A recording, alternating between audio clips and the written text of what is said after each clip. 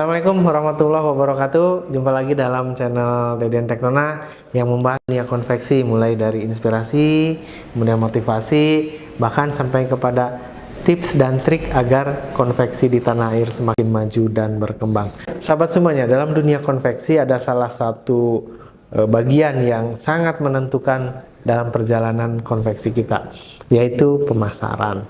Nah, karena dengan pemasaran maka kita akan bisa menjual produk yang banyak dan akhirnya menguntungkan perusahaan kita. Sahabat semuanya, ada 7 P yang harus kita ketahui dalam pemasaran produk kita. Apa saja 7 P tersebut? Simak videonya sampai selesai nanti.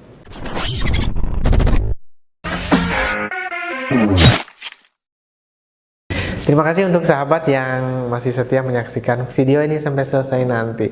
Sahabat semuanya, dalam dunia pemasaran, baik itu produk yang lain ataupun juga produk kita, yaitu produk fashion, produk dari konveksi kita, maka ada 7 P yang harus kita perhatikan. Apa saja 7 P tersebut? Nah, sahabat semuanya, P tersebut adalah huruf awal dari 7 bagian tersebut, dan ini tentunya berasal dari bahasa asing, bahasa Inggris. Yang pertama adalah produk. Produk kita harus bagus. Produk kita harus memiliki keunggulan, memiliki keunikan, dan berbeda dengan produk-produk sejenis lainnya. Kita lebih unggul, lebih menarik, tentunya lebih berkualitas. Nah, produk ini sangat menentukan dari penjualan kita. Karena produknya baik, maka akan terjadi pembelian ulang. Sebaliknya, kalau produknya tidak berkualitas, maka konsumen kita hanya mencoba memberi sekali dan tidak akan membeli lagi, dan berujung kepada kampanye negatif tentang produk kita. Itu P yang pertama. Kemudian P yang kedua adalah price atau harga. Nah, harga ini juga cukup menentukan dalam pemasaran kita. Apakah harga itu harus selalu lebih murah? Ternyata tidak, sahabat semuanya. Harga itu adalah harga yang sebanding dengan kualitas produk kita.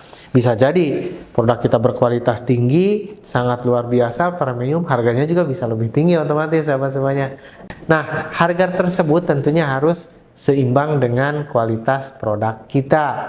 Nah, kalau produk kita dibandingkan dengan produk sejenis dari perusahaan yang lain, maka kita bisa mempertimbangkan dalam menentukan harga dari produk kita. Kita tidak bisa kualitasnya sama, barangnya sama, yang dikeluarkan dengan konveksi lain, tapi kita tinggi sendiri. Nah, itu tidak akan laku, sahabat semuanya. Nah, kalau bisa kita seimbang, atau mungkin produknya lebih bagus dari mereka, tapi harganya kita bisa menurut di bawah mereka sedikit, itu juga bisa mempercepat penjualan kita. Tapi jangan sampai terbawa arus oleh banting-bantingan harga.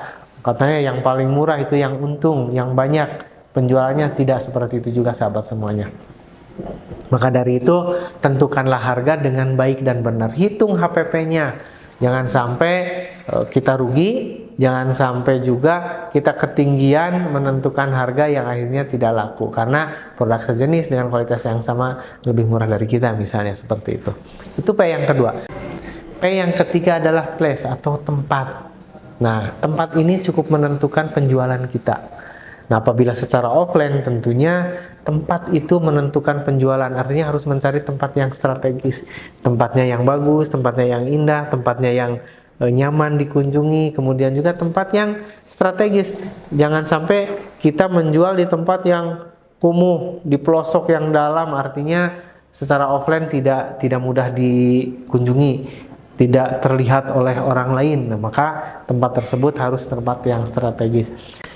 Apabila kita menjual secara online atau di marketplace, juga harus tampilannya bagus, kemudian juga enak dipandang, eye catching. Orang yang melihatnya, men-scrollnya itu kalau di media sosial enak. Diberhentikan di tempat kita karena enak, karena bagus dipandangnya. Berbeda dengan yang gambarnya buram, tidak enak dilihat, posenya juga tidak bagus, kemudian tampilannya tidak enak. Itu juga akan mempengaruhi penjualan kita. Maka tempat harus dipertimbangkan sebaik mungkin. Itu yang ketiga. Kemudian P yang keempat adalah promotion, yaitu kita harus bisa mempromosikan dengan baik. Kita harus membuat iklan yang menarik perhatian. Jangan sampai di dalam promosi kita menjual janji-janji yang tidak benar. Misalnya Produk kita bagus, produk kita berkualitas, tapi ternyata sesudah sampai dibeli oleh konsumen produknya tidak berkualitas, tidak akan menjadi pembelian ulang, dan itu akan menjadi promosi negatif terhadap produk kita. Maka kita harus pandai berpromosi, baik itu di media sosial, di offline, di online. Kita harus bisa mengiklankan produk kita, mengenalkan produk kita. Sebaik apapun produk kita, apabila tidak dikenalkan, tidak dipromosikan, maka tidak akan ada penjualan. Karena masyarakat tidak tahu bahwa kita memiliki atau menjual produk yang bagus. Itu yang keempat. Kemudian ada lagi tambahan 3P, yaitu ini terutama untuk kita dalam menangani penjualan secara pelayanannya atau jasanya. Yaitu setelah 4P maka ditambah lagi dengan 3P menjadi 7, tadi 4, dan sekarang yang kelima. Nah, P yang kelima atau yang pertama dari yang 3 tambahan yaitu people atau orangnya. Nah, kalau kita sebagai orang yang mempromosikan, yang menyampaikan, itu harus ramah, harus baik. Kemudian juga harus pas respon. Nah, itu adalah ditentukan oleh people atau orangnya. Kalau kita membuka gerai atau toko atau outlet, maka pelayanannya harus baik, orangnya harus ramah, eye catching. Bukan berarti harus cantik atau ganteng, tapi berpenampilan menarik. Jangan kucel, bajunya bagus, seperti itu ya. Nah, itu akan menarik, itu people. Atau kita selaku pemiliknya, kita harus humble, kita harus bisa berkomunikasi yang baik, pelayanannya yang luar biasa. Nah, itu ada di people atau di orang kita, tim kita. Manajemen kita, orang-orangnya harus baik, seperti itu. Kemudian yang keenam adalah proses. Proses itu adalah di mana misalnya kita menerima pesanan, prosesnya harus cepat, harus baik, harus pas respon tadi. Kemudian juga prosesnya tidak bertele-tele. Atau misalnya kalau di tempat lain menyelesaikan tersebut adalah 1 bulan pesanan misalnya, kita prosesnya lebih cepat, 3 minggu atau bahkan 2 minggu, tapi tidak mengurangi kualitas.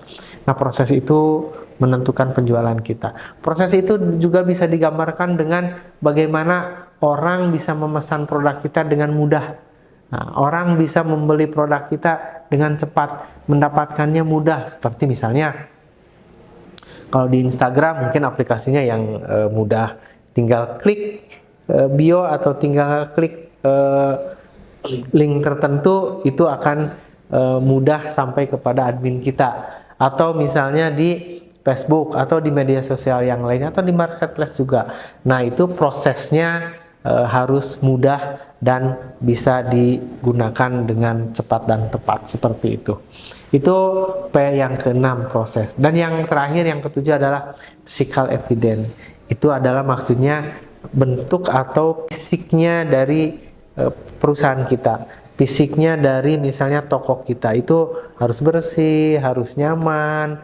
Kalau kita punya konveksi juga, konveksinya yang enak dipandang, tidak berantakan, seperti itu. Di saat ada tamu yang ingin melihat konveksi kita, maka konveksi kita tertata, tersusun rapi. Nah, itu adalah physical evidence yang bisa mempengaruhi orang membeli produk kita. Ada satu pengalaman bahwa satu konveksi yang satu adalah berantakan, yang satu rapih. Nah, rata-rata orang itu akan memilih yang rapih, seperti itu, yang enak, yang gedungnya ada, tidak abal-abal, yang mesinnya juga lengkap, seperti itu. Nah, sahabat semuanya, agar pemasaran kita lebih optimal, maka perhatikan 7P yang tadi.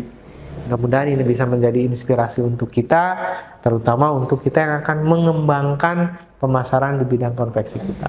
Semoga menjadi inspirasi. Kalau ini bermanfaat, jangan lupa like, komen, dan share. Juga tekan tombol subscribe-nya agar menerima inspirasi selanjutnya. Terima kasih. Assalamualaikum warahmatullahi wabarakatuh.